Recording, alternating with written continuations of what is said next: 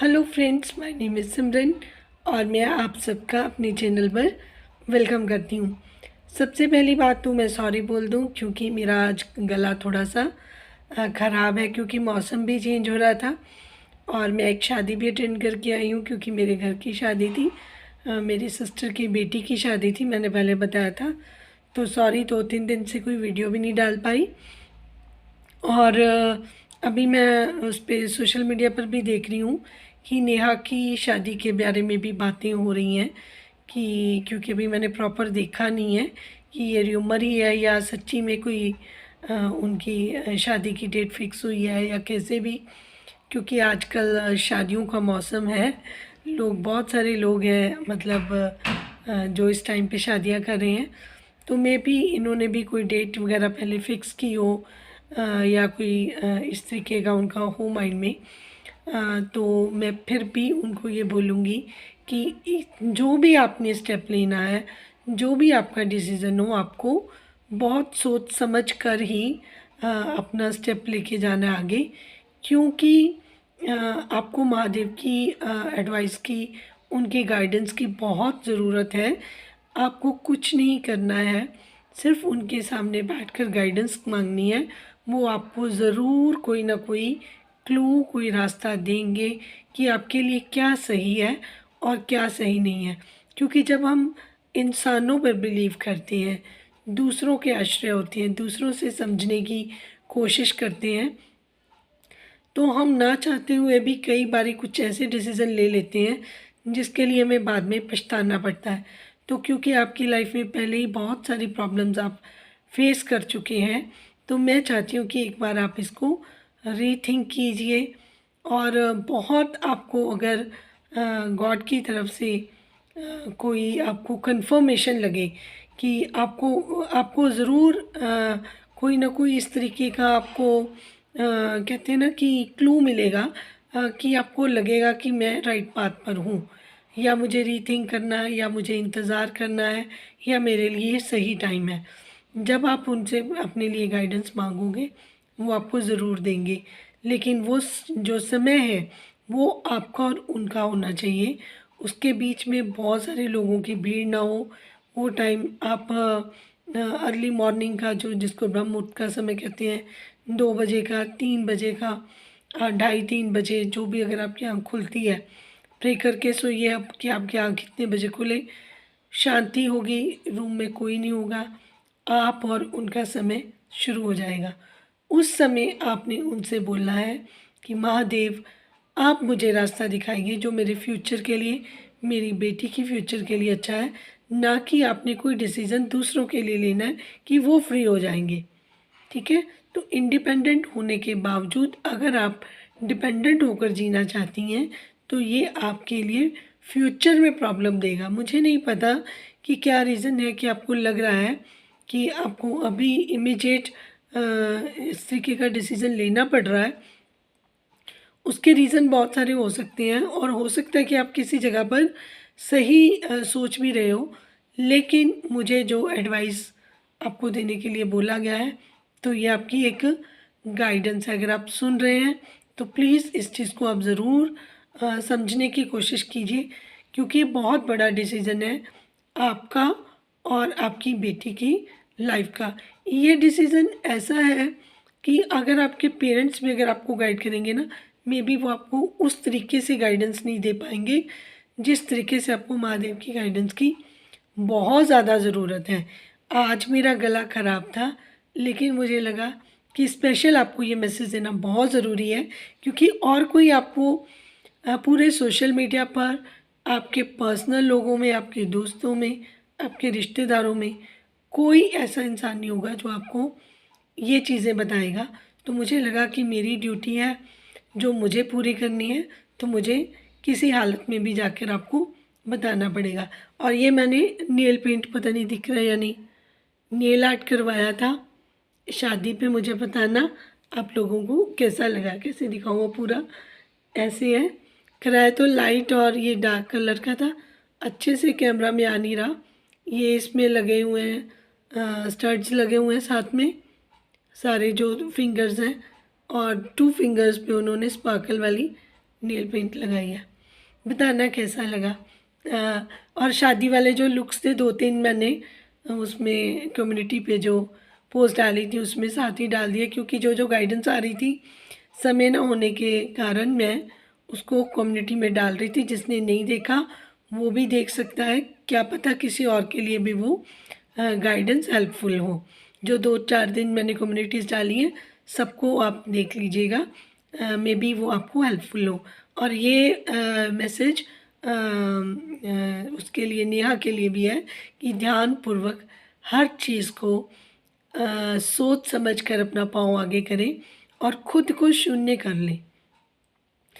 अपनी जो आपको लग रहा है ना कि मेरी कोई हस्ती है या मैं कोई बड़ी यूट्यूबर हूँ, उसको बिल्कुल एक साइड पर रखकर शून्य कर कर जब आप शून्य हो जाओगे तो भगवान शिव खुद शून्य है, उनके साथ अपना कनेक्शन बना लोगे, उनके साथ समाने की कोशिश करोगे तो वो आपको अपने आप के साथ कनेक्ट हुआ आप महसूस करोगे। और फिर जो आपको गाइडेंस आएगी वो आपको आने वाली प्रॉब्लम से बचा लेगी। सिर्फ़ और सिर्फ बिलीफ सिस्टम इसमें काम करेगा और कोई चीज़ काम नहीं करेगी, सिर्फ़ और सिर्फ आपका पूर्ण विश्वास। जब हम पूर्ण विश्वास से भगवान के साथ अटैच होते हैं ना तो वो हमारा हाथ कभी नहीं छोड़ते। ये सबके लिए मैसेज है कि अपने आप को समर्पित कर दो, क्योंकि डिस्ट्रक्शन करने वाले भी वही हैं और जो बनाने वाले वो भी हैं। ठीक है, ख़त्म करना है तो वो भी करेंगे। कई बार रिश्तों को ख़त्म करते हैं और जो नया हमें बनाते हैं उसके बदले में जो हमें इंसान ऐसा बना देते हैं जो बहुत ही कहते हैं ना सॉलिड हो जाता है, जिसको ज्ञान हो जाता है। और जब वो उन तकलीफ़ों से गुज़र कर अपने आप अपनी सोल को डेवलप करता है उसका कोई तोड़ नहीं होता। आजकल वायरल हो रहे हैं आईटी बाबा, उनके बारे में बहुत सारी बातें करनी थी, उनको ध्यान से सुन लिया कीजिए। बहुत सारी चीज़ें हैं जो चेंज होने वाली हैं, उनके क्लूज़ उनकी आवाज़ में आपको पता चल जाएंगे। क्योंकि बहुत सारे लोग ऐसे हैं जो स्पिरिचुअल हैं वो अंडरस्टैंड करेंगे, लेकिन स्पिरिचुअलिटी में भी आपके ग्रेड्स होते हैं, आपकी क्लास होती है कि आप अभी कौन सी क्लास तक पहुँचे हैं। जो लोग बहुत ज़्यादा करीब जा चुके हैं वो लोग उनकी बातों को अच्छे से समझ सके हैं।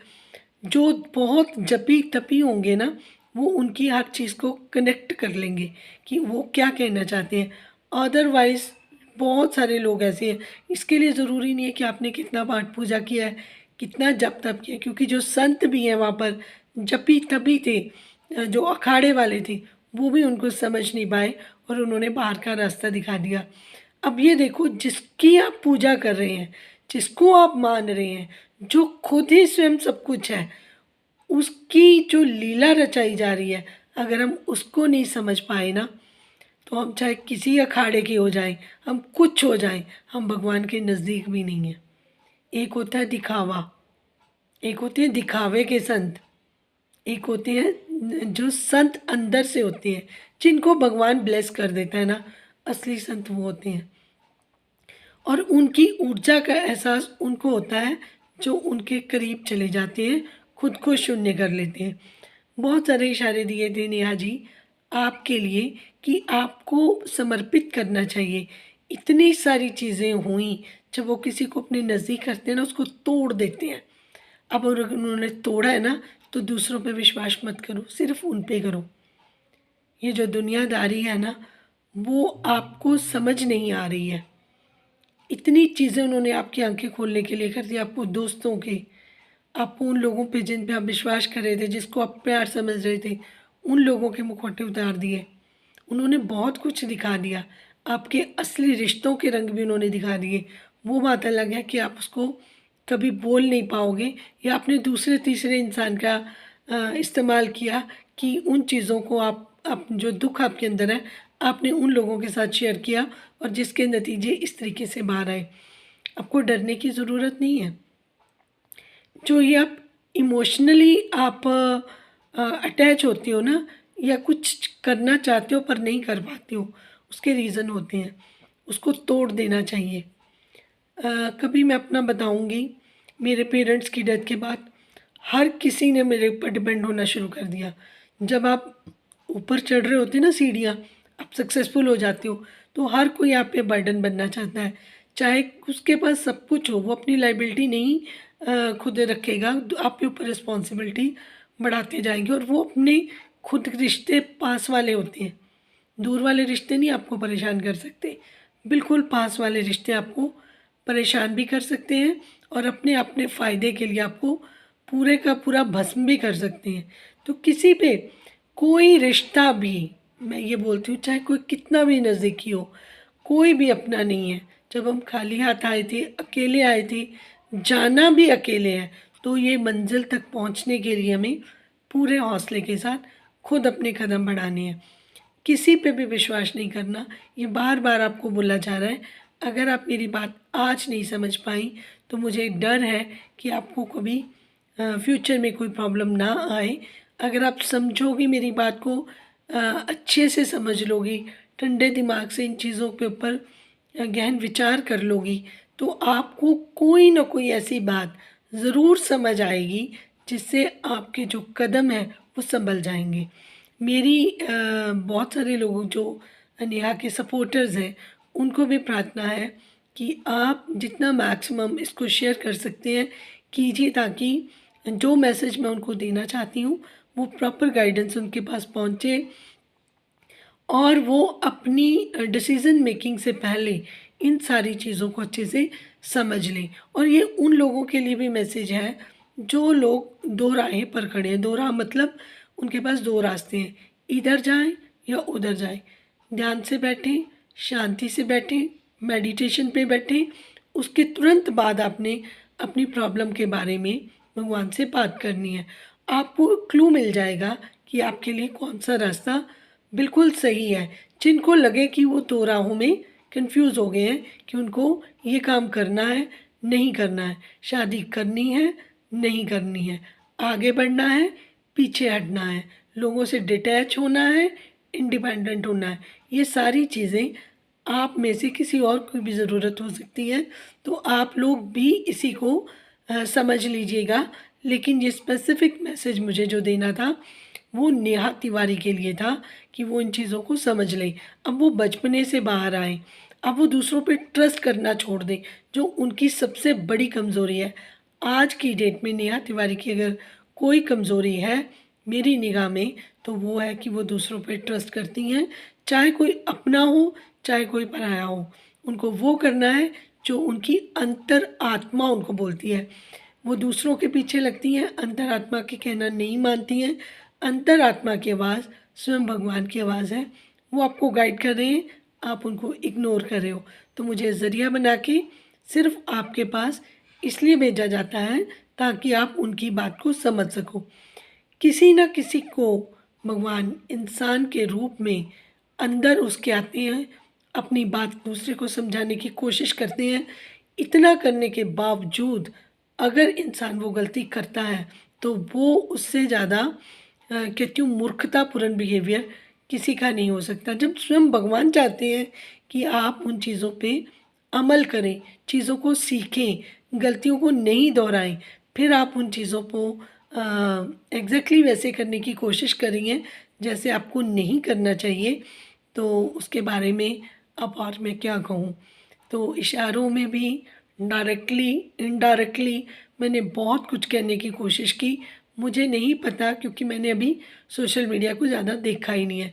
एक दो जगह पर मैंने देखा थंबनेल पर कि आपकी शायद डेट फिक्स है या आप शादी करना चाह रहे हैं। पूरी वीडियो में अभी मैं गई नहीं हूँ, पर जो आपके लिए चैनल मैसेज मुझे मिला है मैंने वो डिलीवर कर दिया है। अभी मैं गो थ्रू कहीं पर नहीं हुई हूँ, मुझे रियलिटी पता नहीं है कि ये र्यूमर ही है या ऐसा कुछ आप सोच रहे हो।